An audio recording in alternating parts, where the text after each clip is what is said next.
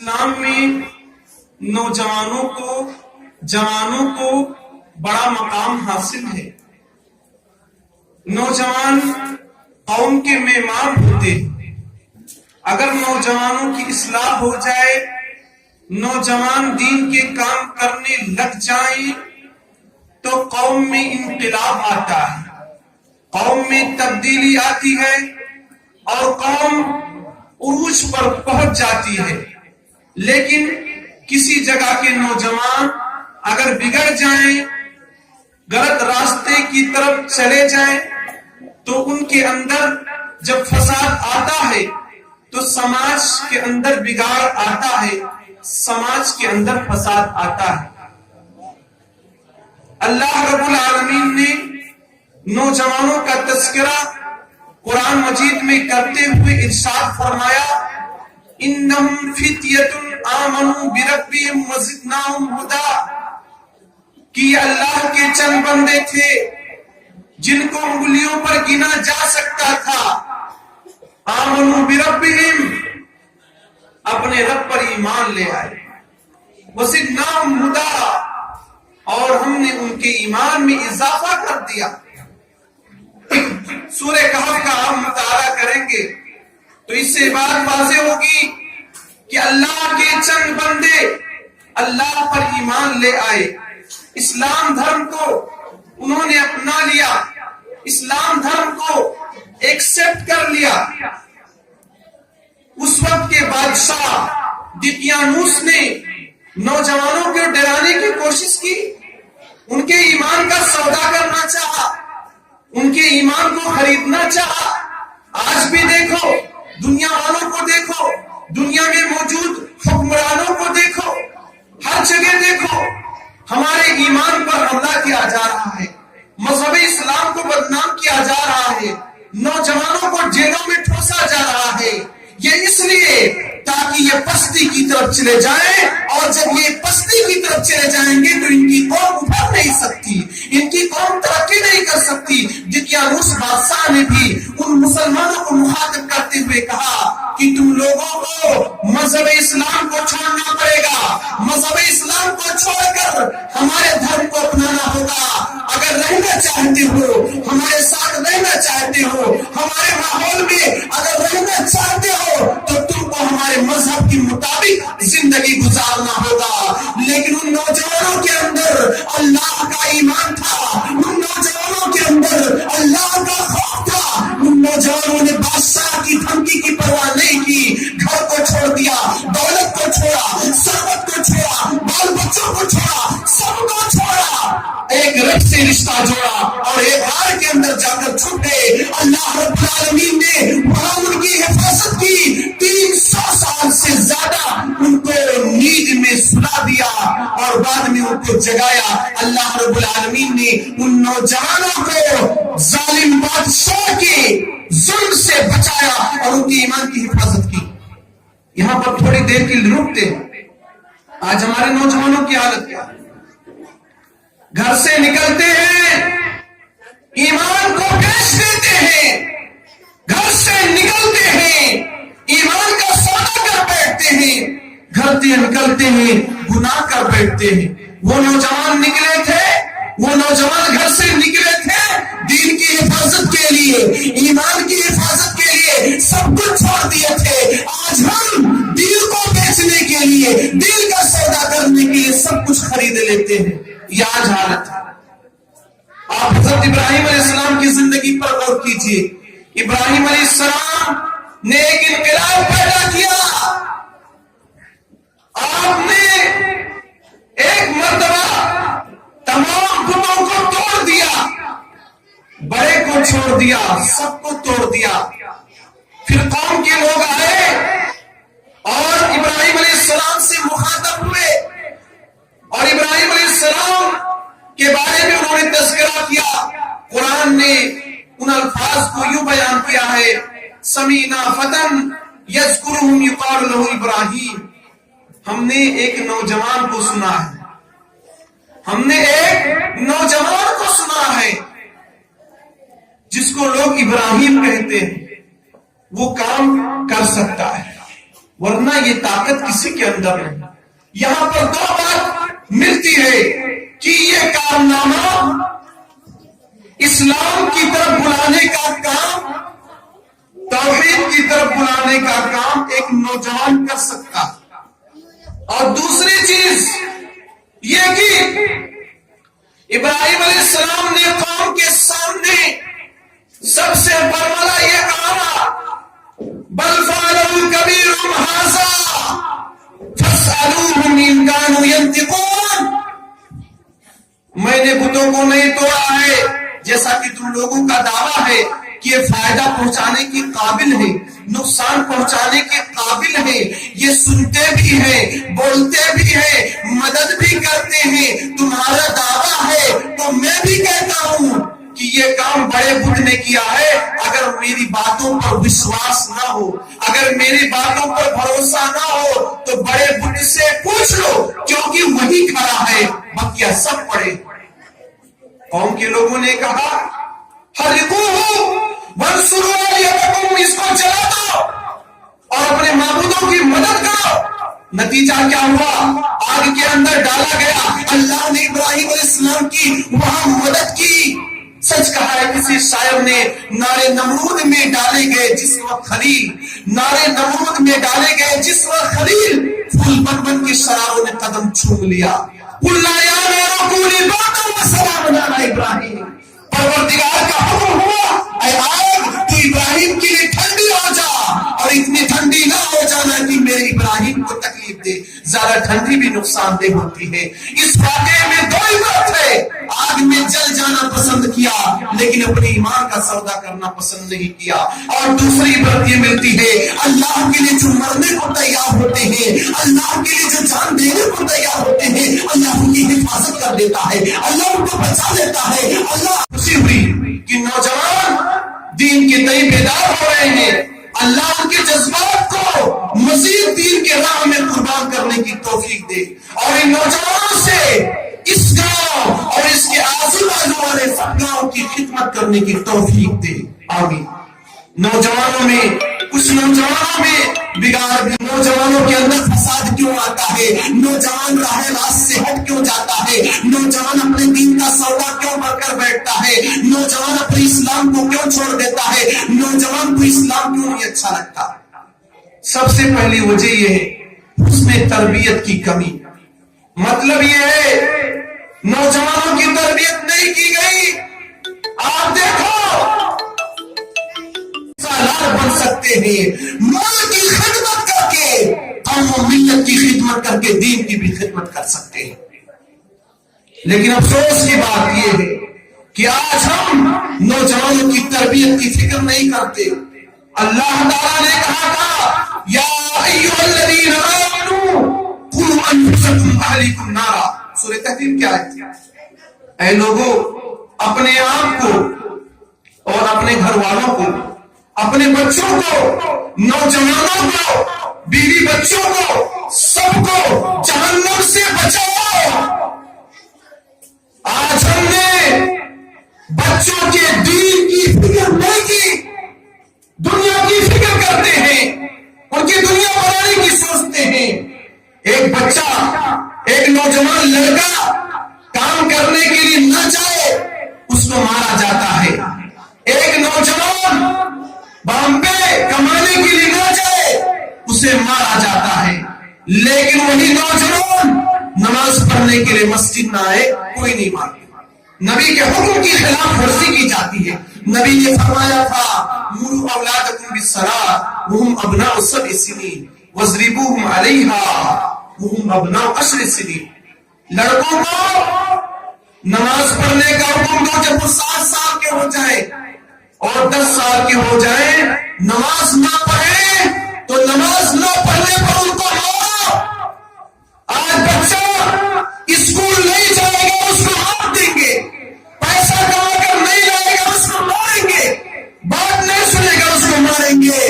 لیکن نماز پڑھنے کے لیے نہیں جاتا ہے کچھ بھی نہیں کہیں گے، کہیں گے لڑکا آزاد ہے، وہ اب نوجوان ہو گیا، جوان ہو گیا ہے، اب اس کو کہنے کی کچھ ضرورت نہیں. یہاں ہمارے اور آپ کے لیے ایک لمحے فکریہ ہے کہ ہم اور آپ نبی کے فرمان کے مطابق اپنے بچوں کی تربیت کا خیال رکھیں، حسن تربیت. اور دوسری چیز جو نوجوانوں کے بگاڑ کا سبب بنتی ہے، نوجوانوں کی بے راہی کا سبب بنتی ہے، وہ ہے قلت نگرانی. آج ہم اور آپ، ہم میں سے کتنے والدین سالوں سال، 2 سال، 4 سال اپنے لڑکوں سے دور رہتے ہیں، گھر بنانے کے چکر میں، کھیت خریدنے کے چکر میں، اچھی گاڑی خریدنے کے چکر میں 2 سال، 4 سال ہم اپنے گھروں سے دور رہتے ہیں. ذرا بدلائیں، وہ اپنے نوجوانوں کی تربیت کیسے کر سکتے ہیں؟ وہ اپنے بچوں کی اصلاح کیسے کر سکتے ہیں؟ جب بچے ان کی نگاہوں کے سامنے نہیں ہوں گے تو ان کی اصلاح کیسے کر سکتے ہیں؟ آپ پیسہ کما کر گھر بنا سکتے ہو، آپ پیسہ کما کر کھیت خرید سکتے ہو، آپ پیسہ کما کر گاڑی خرید سکتے ہو، لیکن اپنے بچوں کی تربیت نہیں کر سکتے کیونکہ آپ بچوں سے دور. آپ دیکھیں حضرت ابراہیم علیہ السلام کو اور اسماعیل علیہ السلام کو، ان کے واقعے پر غور کیجیے. اللہ نے ان کے واقعے کو ذکر کیا ہے، وَإِذْ يَرْفَعُ إِبْرَاهِيمُ الْقَوَاعِدَ مِنَ الْبَيْتِ وَإِسْمَاعِيلُ. یاد کرو اس وقت کو جب ابراہیم علیہ السلام خانہ کعبہ کی تعمیر کر رہے تھے اور اپنے بیٹے اسماعیل کو بھی ساتھ میں رکھے ہوئے. ہے کوئی بوڑھا آدمی جو یہ کہے کہ میں مسجد میں جب اینٹ لا کر رکھتا ہوں تو میرا نوجوان لڑکا بھی میرے ساتھ اینٹ رکھتا ہے؟ ایسا ہرگز نہیں ہوتا ہے. جبکہ ابراہیم علیہ السلام اپنی نگرانی میں، اپنی آنکھوں کے سامنے اپنے بچے اسماعیل کو رکھ رہے ہیں، تب بچہ یہ بعد میں اپنی قربانی دینے کے لیے تیار ہوتا ہے. تب بچہ بعد میں ایک نبی اور پیغمبر بنتا ہے. جب باپ نے ان کی نگرانی کی تب ان کے اندر نکھار آیا، تب ان کے اندر سدھار آیا. آج ہم بہت غلط نہیں کہہ رہا ہوں، کتنے ایسے والدین ہیں شام کو جب آتے ہیں ان کے لڑکے سو جاتے ہیں اور صبح کو جب جاتے ہیں ان کے لڑکے اسکول جا چکے ہوتے ہیں. ذرا بتلائیں ان کی تربیت آپ کیا کریں، کیسے کریں گے؟ یہاں رہ کر بھی ان کے ساتھ نہیں بیٹھتے. ابراہیم علیہ السلام آگے کہتے ہیں ربنا تقبل منا انک انت السمیع العلیم. پروردگارا ہماری دعا کو قبول کر لے. یہ نذرانہ، یہ جو خانے کعبہ کی تعمیر ہے اس کو بنا رہا ہوں، اے اللہ تیرے لیے بنا رہا ہوں. یہ جو میری نگاہ میں معمولی کام ہے، الہ العالمین اس کام کو تو قبول کر لے. بے شک تو سننے والا ہے، تو جاننے والا ہے. کام بھی کر رہے ہیں، دعا بھی کر رہے ہیں اور بچے کی نگرانی کر کے ان کی تربیت بھی کر رہے ہیں. اس لیے کبھی بھی نوجوانوں کو، اپنے بچوں کو اپنی نگاہوں سے دور مت جانے دو. اگر کچھ دیر کے لیے آپ کی نگاہوں سے دور ہو جائیں تو آنکھوں کو ان کے پیچھے لگا دو. میں اور بہنیں بھی اس بات میں توجہ دیں، خاص طور سے گھر کی نگرانی وہ مضبوط کریں اور اس معاملے میں حساس رہ کر گھر کو اچھا بنانے کی کوشش کریں.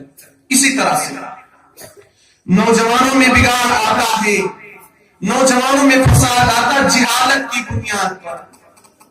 جب نوجوانوں کو معلوم نہیں کہ اسلام میں پاک و صاف رہنا واجب ہے، جب نوجوانوں کو معلوم نہیں کہ جمعہ کے علاوہ بھی نماز ان پر فرض ہے، جب نوجوانوں کو یہ معلوم نہیں کہ اللہ کے علاوہ دوسرے کے سامنے سر کو جھکانا شرک ہے، تو پھر وہ برائی کرتے ہیں اور برائی کرنے کے بعد دلیل بھی دیتے ہیں. اللہ نے نقشہ کھینچا وَإِذَا فَعَلُوا فَاحِشَةً.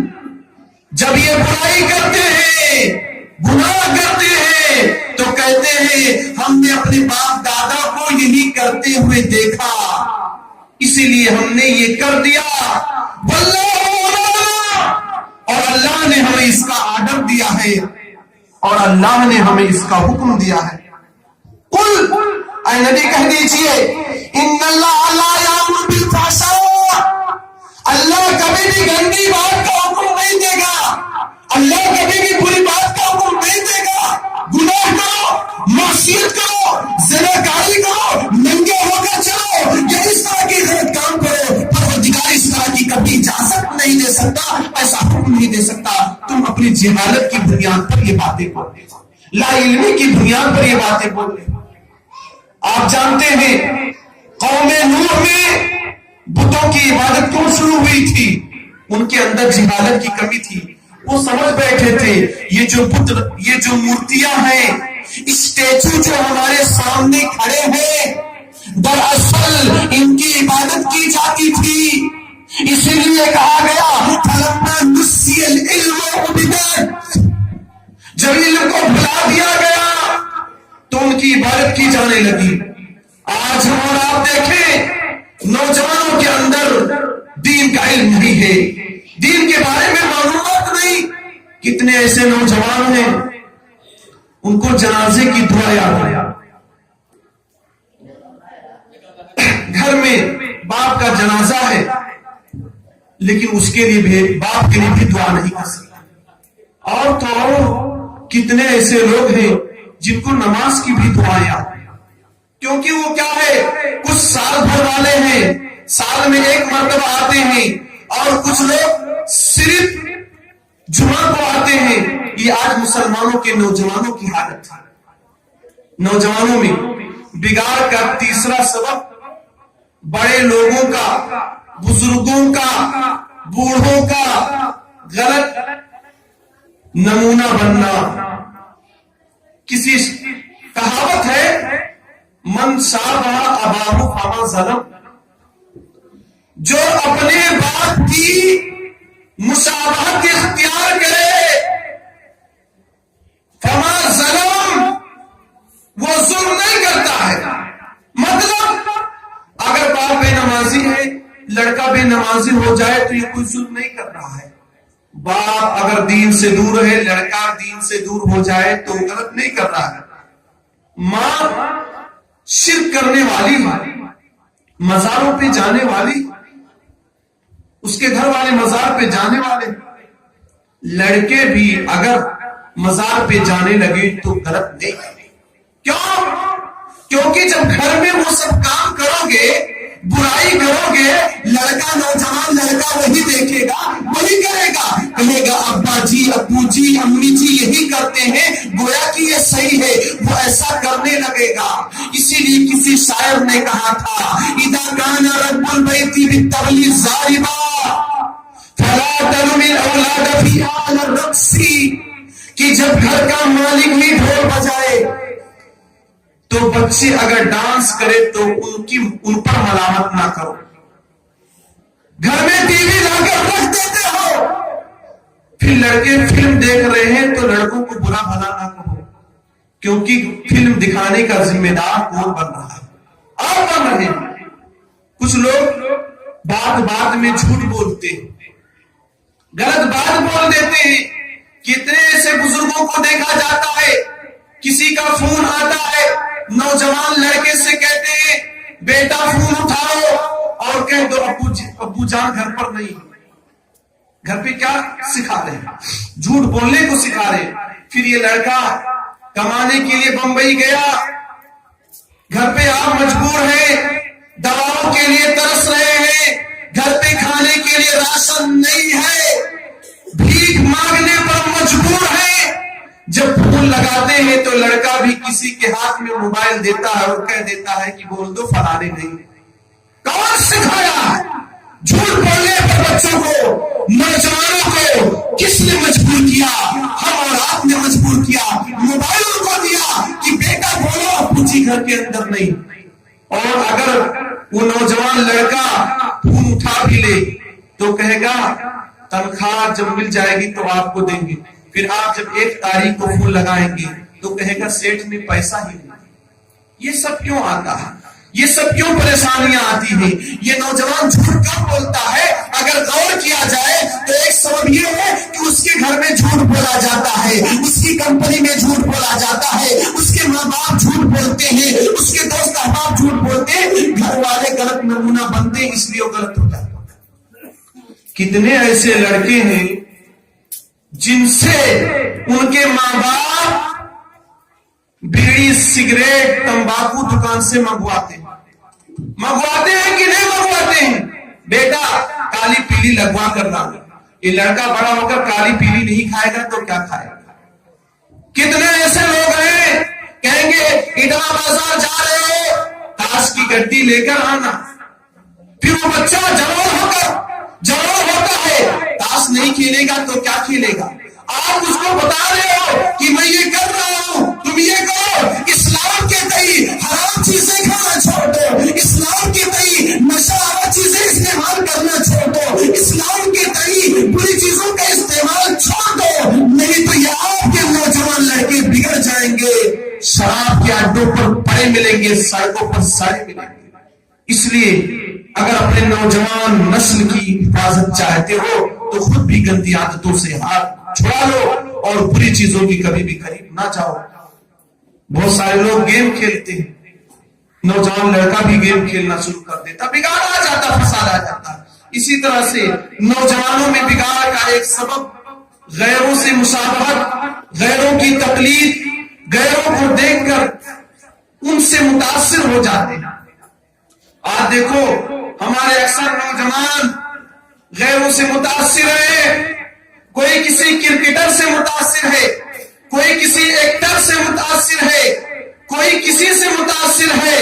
الغرض نوجوان مغرب کی تہذیب کا دل دادا ہے، یورپ کی تہذیب کو اپنا رہا ہے، اس کے مطابق اپنی زندگی کو ڈھالنے کی کوشش کر رہا ہے، شادی بیاہ میں وہی کام کرنا چاہتا ہے جو یورپ میں کیا جاتا ہے، مغربی تہذیب میں کیا جاتا ہے، وہی کپڑا پہننے کی کوشش کرتا ہے جو کوئی غلط آدمی پہنتا ہے، اسی طرح بال رکھنے کی کوشش کرتا ہے، جس طرح سے کوئی ایکٹر رکھتا ہے اسی طرح سے لباس پہننے کی کوشش کرتا ہے، جس طرح سے غلط لوگ پہننے کی کوشش کرتے ہیں۔ آج نوجوانوں کو کھڑا کر لیا جائے تو اکثر نوجوانوں کا پینٹ ٹکنے کے نیچے ہو جائے۔ کیا آپ کو پتا نہیں کہ شریعت کی تعلیم یہ ہے، نبی کا حکم یہ ہے،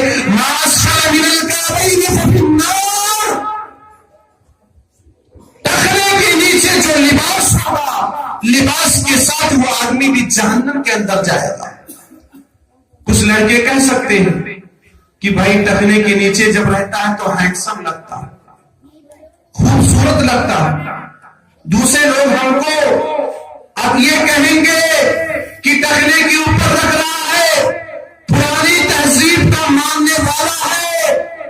اے نوجوان مسلم، کیا تو اس قدر اسلام کو کمتر سمجھ رہا ہے، اسلام کی تعلیمات کو کمتر سمجھ رہا ہے، نبی کے فرمان کو ہلکے میں لے رہا ہے کہ دوسرے لوگ تانا دیں گے تو ان کے تانے کی وجہ سے تو اپنے پینٹ کو ٹکنے کے نیچے پہن رہا ہے؟ کیوں نہیں دوسروں کو بدل دیا، خود نہیں بدلتے ہیں، قرآن کو بدل دیتے ہیں۔ آج ہماری حالت ہے، بدلنا نہیں چاہتے، اپنے آپ کو چینج نہیں کرنا چاہتے، اپنے آپ کو اسلام کے مطابق ڈھالنا نہیں چاہتے، دوسروں کی تہذیب کا حوالہ دیتے ہیں۔ آج کتنے ایسے نوجوان ہیں ان کے چہرے پر داڑھی بار بار آتی ہے، لیکن نوجوان کہتا ہے ہم چہرے پہ داڑھی نہیں رکھیں گے کیونکہ اس سے خوبصورتی میں کمی آ جائے۔ غور کرنے کا مقام ہے، یہ جملہ اسلام کی تعلیم کے خلاف ہے، یہ جملہ نبی کے چہرے کے خلاف جا رہا ہے۔ کیا آپ کا چہرہ نبی کے چہرے سے زیادہ خوبصورت ہے؟ کیا آپ کا چہرہ ابو بکر کے چہرے سے زیادہ خوبصورت ہے؟ کیا آپ کا چہرہ عمر عثمان علی رضی اللہ عنہ کے چہرے سے زیادہ خوبصورت ہے؟ وہ چہرے پر داڑھی رکھ کر خوبصورت ہو رہے ہیں، اور اگر آج روزانہ بلیڈ کا استعمال کیا جائے اور داڑھی کو شیو کیا جائے، دیکھو چہرے میں کیسی خرابی نظر آتی ہے کہ انسان دور ہی سے دیکھ کر گر محسوس ہے. لیکن ہم اور آپ اپنے آپ کو زبردستی ہینڈسم اور خوبصورت کہیں تو ہماری غلط ہے. یاد رکھیں جو لوگ عورت بننے کی کوشش کرتے ہیں چہرے پر داڑھی آتی ہے بار بار یہ کہتی ہے کہ تم مرد ہو, لیکن نوجوان کہتا نہیں میں مرد نہیں بننا چاہتا, میں ابھی مرد نہیں بننا چاہتا ہوں. چہرے سے داڑھی کو ختم کر دیتا ہے, عورت بننے کی کوشش کرتا ہے. کتنے ایسے نوجوان ہیں جو ہاتھوں میں کنگن پہننے کی کوشش کرتے ہیں, کتنے ایسے نوجوان ہیں جو آدھے بال کو کاٹ دیتے ہیں آدھے کو چھوڑ دیتے ہیں. ہاتھوں میں کنگن کانوں میں بالی نوجوانوں کے لیے فیشن بن چکا ہے. لعنت ہے ایسے نوجوانوں پر. پیارے نبی کریم صلی اللہ علیہ وسلم نے ارشاد فرمایا لعن اللہ, اللہ کی لعنت ہے المستبدین من الرجال بالنساء, ان مردوں پر جو عورت بننے کی کوشش کرتے ہیں. اور اسی طرح سے لعنت ہے ولعن اللہ المستبدات من النساء بالرجال, اللہ کی لعنت ہے ان عورتوں پر جو مرد بننے کی کوشش کرتی ہیں. آپ دیکھو عورت بازار میں جانا, پینٹ شرٹ پہننا, مردوں کی آواز میں بات کرنا اور ہمیشہ اپنے آپ کو مرد سمجھنا, یہ آج عورتوں میں بھی فیشن آ چکا ہے. سیریل دیکھ کر, دوسری غلط چیزیں دیکھ کر آج عورتیں مرد بننے کی کوشش کر رہی ہیں اور مرد عورت بننے کی کوشش کر رہے ہیں. جس کا اظہار ٹخنے کے اوپر ہونا چاہیے ان کا نیچے ہے, اور جن کا نیچے ہونا چاہیے ان کا اوپر. ادھر عورت اپنے پازیب کو دکھلانے کے لیے اپنے پیجامے کو, سلوار کو ٹخنے کے اوپر کر لیتی ہے, جبکہ ٹخنے کو ڈھانکنے کا. لیکن مغربی تہذیب, مغربی کلچر سے دل دادا ان کے شوقین ہو چکے ہیں اور اپنے اسلام کا, اپنے ایمان کا ہم سودا کر چکے ہیں. کسی شاعر نے ہمیں لوگوں پر رونا رویا تھا وزامتم و نصارا تو تمدن میں ہنود, وزامتم و نصارا تو تمدن میں ہنود. یہ مسلمان ہیں جنہیں دیکھ کے شرمائے یہود. یہ تو سید بھی ہو, مرزا بھی ہو, افغان بھی ہو, تم سبھی کچھ ہو بتاؤ کہ مسلمان بھی ہو. سب کچھ بن چکے ہو, سب کچھ بن چکے ہو, لیکن مسلمان نہیں بنے, اسلام کو نہیں اپنایا ہو. یہ آج ہماری حالت ہے, یہ آج ہمارے اندر بگاڑ ہے, یہ آج ہمارے اندر فساد ہے. ہم سب کچھ کرنے کے لیے تیار ہیں لیکن اسلام کو اپنانے کے لیے تیار نہیں, نماز پڑھنے کے لیے تیار نہیں, ماں باپ کی سیوا کرنے کے لیے تیار نہیں, ماں باپ کی خدمت کرنے کے لیے تیار نہیں. ہمارا دل مسجد میں نہیں لگتا ہے, ہمارا دل بازار میں لگتا ہے. اسی طرح سے نوجوانوں میں بگاڑ کا ایک سبب بری صحبت ہے, غلط لوگوں کے ساتھ اٹھتے بیٹھتے ہیں جس کی وجہ سے نوجوانوں کے اندر بگاڑ آ جاتا, فساد آ جاتا. میرے معزز سامعین, آپ ذرا غور کیجئے, اسلام نے اچھے ساتھی پر ابھارا ہے. اسلام کا یہ حکم ہے تمہارا کھانا متقی آدمی ہی کھائے, لیکن یہ بتلاؤ 10 مرتبہ چائے کس کو پلاتے ہیں؟ بے نمازی کو پلاتے ہیں, کیونکہ وہی آپ کا دوست ہے, وہی آپ کا پارٹنر ہے, اسی سے آپ کا ٹائم کٹتا ہے, اسی میں رہ کر تم بزی رہتے ہو, اسی کے ساتھ میں چل کر تم بگڑتے ہو. اس کو چائے نہیں پلاؤ گے تو کس کو پلاؤ گے؟ جبکہ شریعت کا یہ حکم تھا تمہارا کھانا متقی آدمی ہی کھائے. کون ایسا آدمی ہے جو یہ دل میں ارادہ کرے کہ مسجد میں پڑھنے والے نوجوان بوڑھے جو بھی ہیں آج ان کی ہمارے گھر پہ دعوت تھا؟ یہ کوئی نہیں کرتا ہے, یہ کوئی نہیں سوچتا ہے. اسلام نے ایسا کیوں کہا تھا؟ متقی آدمی جب آپ کے گھر کھانا کھائے تو آپ بھی متقی بن جاؤ, آپ بھی پرہیزگار بن جاؤ گے. اچھا دوست جب اپناؤ گے تو تم بھی اچھے بن جاؤ گے. سنن نبی داؤد کی روایت ہے, اللہ کے نبی کریم صلی اللہ علیہ وسلم ارشاد فرماتے ہیں المرء علی دین خلیلہ، آدمی اپنے دوست کے دین پر ہوتا ہے۔ فَلْيَنْظُرْ أَحَدُكُم مَّن يُخَالِلُ، دوستی کرنے سے پہلے دیکھو کس سے دوستی کر رہے ہو، نمازی ہے کہ بے نمازی ہے، صوم و صلات کا پابند ہے یا صوم و صلات سے دور ہے، والدین کا مطیع و فرما بردار ہے، یہ والدین کو گالی دینے والا ہے، اپنا وقت مسجدوں میں گزارتا ہے یا لکڑوں چوراہوں پر گزارتا ہے، دیکھ لو دیندار ہے تو اس کو اپنا ساتھی بنا لو، اور اگر بددین ہے تو اس سے 2-4 قدم دور بھاگ جاؤ۔ لیکن حقیقت یہ ہے کہ غلط لوگ غلط لوگوں کو ڈھونڈ لیتے ہیں، اچھے لوگ اچھے لوگوں کو ڈھونڈ لیتے ہیں۔ یاد رکھو، اگر اچھے دوستوں کو دوست نہیں بنائے، نمازیوں کو دوست نہیں بنائے، علماء کو، حفاظ کو، دین کے داعیان کو، قرآن مجید کی تعلیم دینے والوں کو اور نیک لوگوں کو اگر دوست نہیں بنائے تو تمہارے اندر بگاڑ آ جائے گا۔ پھر نبی کریم صلی اللہ علیہ وسلم ارشاد فرماتے، صحیح بخاری کی روایت ہے، مثل الجلیس الصالح ومثل الجلیس السوء کحامل المسک ونافخ الکیر، اچھے دوست اور برے دوست کی مثال ایسے ہی ہے جیسے کوئی عطر بیچنے والے سے کرے یا بھٹی والے سے کرے۔ اچھے دوست سے کرنے کا مطلب یہ ہے، عطر بیچنے والے سے دوستی کرنے کا مطلب یہ ہے انسان کو 3 فائدہ ملے گا، یا تو تحفے میں عطر آپ کو دے دے، مطلب یہ ہے دیندار آدمی آپ کو دیندار بنا دے، یا اگر وہ عطر تحفے میں نہیں دیتا ہے تو آپ عطر خرید لو گے، مطلب یہ ہے اگر وہ کوشش نہیں کرتا تو تم خود دیندار بن جاؤ گے، اور اگر یہ دونوں حاصل نہیں ہوا تو جب بیچنے کے لیے وہ ڈھکن کھولے گا تو خوشبو اس سے آئے گی۔ اس کا مطلب یہ ہوا اچھے لوگوں کے ساتھ بیٹھو گے، اچھی باتیں سنو۔ یہاں دیکھیں دین کی مجلس سے یہاں آپ اچھی باتیں ہی سنیں گے، لیکن کسی دکان پر بیٹھ جائیں چغلخوری غیبت ادھر ادھر کی باتیں سنیں گے، اور اس کے برخلاف بے دوست کی مثال ایسی ہے جیسے کوئی لوہار سے کرے، لوہار سے دوستی کرنے کا 2 نقصان، یا تو آپ کے کپڑے کو جلا دے گا یا آپ کو اس سے بدبودار ہوا ملے گی۔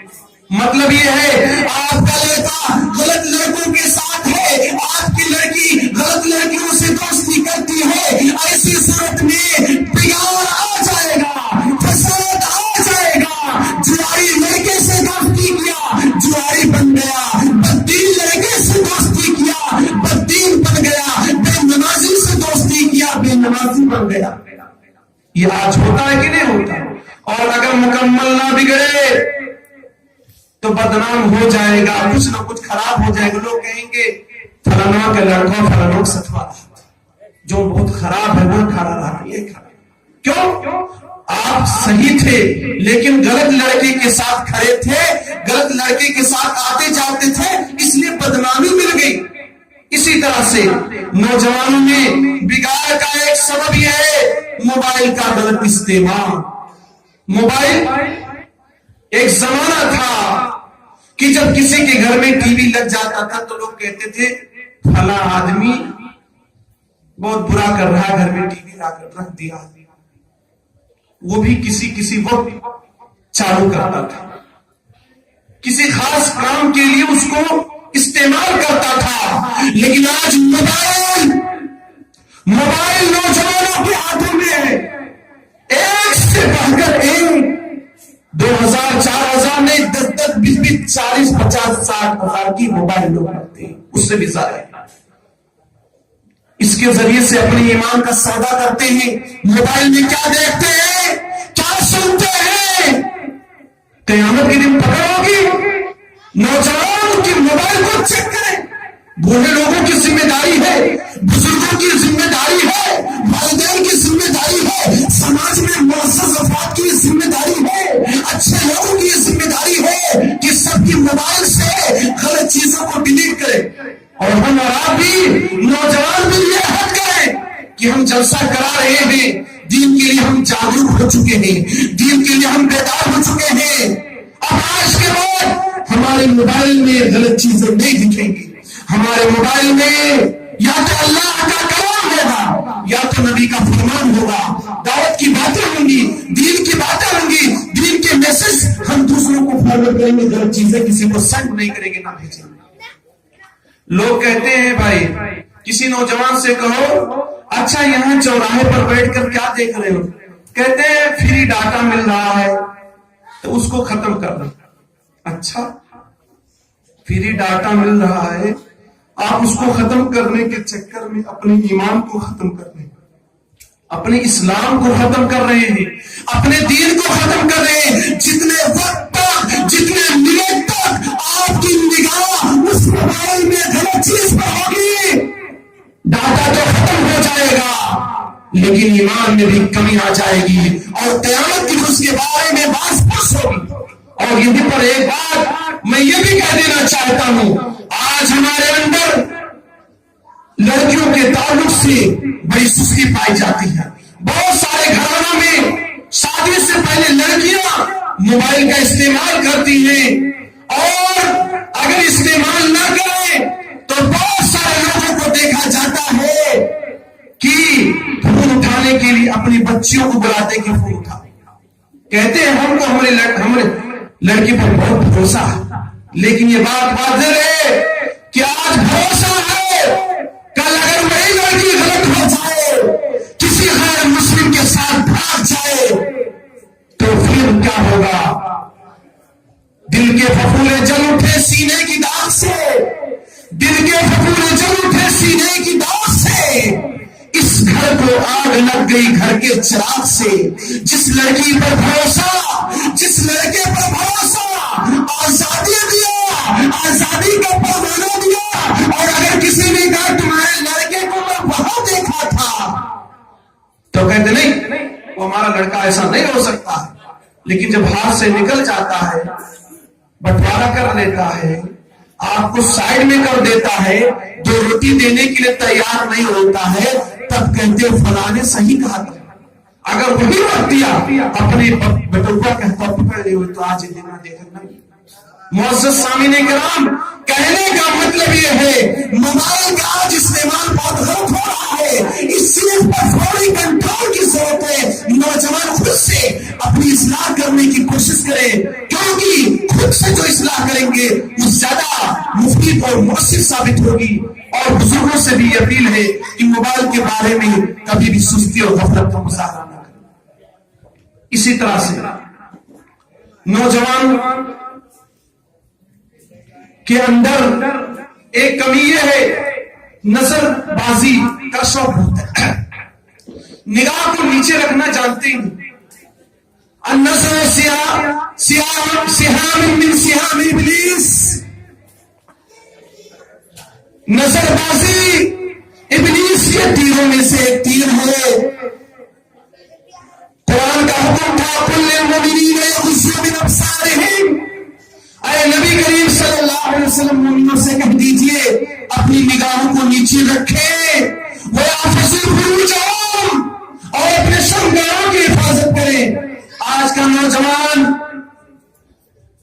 پوسٹر دیکھتا ہے, کسی لڑکی کا پوسٹر ہو تو اس کو گھور گھور دیکھتا ہے, بار بار دیکھتا ہے. نگاہ کو پس رکھنے کا حکم تھا, بار بار دیکھتا ہے. اللہ کے نبی نے اپنے داماد کو نصیحت کی تھی, کہا تھا یا علی, اے علی رضی اللہ عنہ, لا تطمئ النظرۃ النظرہ فانما لک الاولی وليست لک الاخرہ. اے علی, یہ ایک مرتبہ اگر نگاہ پڑ چکی ہے دوبارہ نگاہ مت پھیرنا, کیونکہ پہلی مرتبہ معاف ہے, دوبارہ نگاہ اٹھاؤ گے پکا ہو جائے گا, اللہ مؤاخذہ کر لے گا, اللہ پکڑ کر لے گا. اسی طرح سے مسلم خواتین کو بھی حکم ہے کہ اپنی نگاہوں کو نیچے رکھیں آج, اور اپنے شرمگاہوں کی حفاظت کریں. آج عورتوں کے اندر پردے کا اہتمام بڑا کم ہے. بہت ساری عورتیں کھیتوں میں کام کرنے کے لیے جاتی ہیں, بہت ساری عورتیں بازاروں میں بنا نقاب جاتی ہیں, نوجوان لڑکیاں بنا نقاب بازار میں جاتی ہیں, مجبوری ظاہر کرتے ہیں. لیکن یہ بات واضح رہے کہ اسلام میں اس طرح کی مجبوری کی بالکل گنجائش نہیں ہے. کبھی بھی کسی کام کے لیے جائیں, کبھی بھی کسی غرض کے لیے جائیں, کسی مقصد کے لیے جائیں, پردے کا استعمال کر کے جائیں. شرم و حیا کو ملحوظ رکھیں, اس طرح سے شرم کریں جس طرح سے شعیب علیہ السلام کی بیٹیاں حیا سے چلتی ہوئی آ رہی تھی موسیٰ علیہ السلام کے پاس. تمشی علی استحیاء, چل رہی تھی تو شرم سے چل رہی تھی. آج کی عورتوں کی طرح سے نہیں کہ پازیب کی چھنتار ہے, خوشبو کی بوچھار ہے, نگاہیں اوپر ہیں, چہرے سے پردہ ہٹا ہے, دکاندار سے کسٹمر سے بات کر رہی ہے اور اس میں فہم کر رہی کہ آج سامان کو سستے میں خرید کر لائی ہے. لیکن افسوس کی بات ہے وہاں جا کر اس طرح بات کر کے, چہرہ کھلا رکھ کر, اپنے پردے کو اتار کر, کسی کسٹمر بن کر دکاندار کے پاس جا کر سامان کو خرید کر لاتی ہے, لیکن اپنے ایمان کو بھی بیچ کر آتی ہے, اپنے ایمان کا بھی سودا کر کے آتی ہے. اور بھی باتیں تھی لیکن میرا وقت ہو چکا ہے, اس لیے اپنی باتوں کو ختم کرتے ہوئے اللہ رب العالمین سے دعا کرتا ہوں کہ الہ العالمین ہم تمام لوگوں کو حق بات پر عمل کرنے کی توفیق دے. آمین. وآخر دعوانا الحمدللہ رب العالمین. السلام علیکم ورحمۃ اللہ.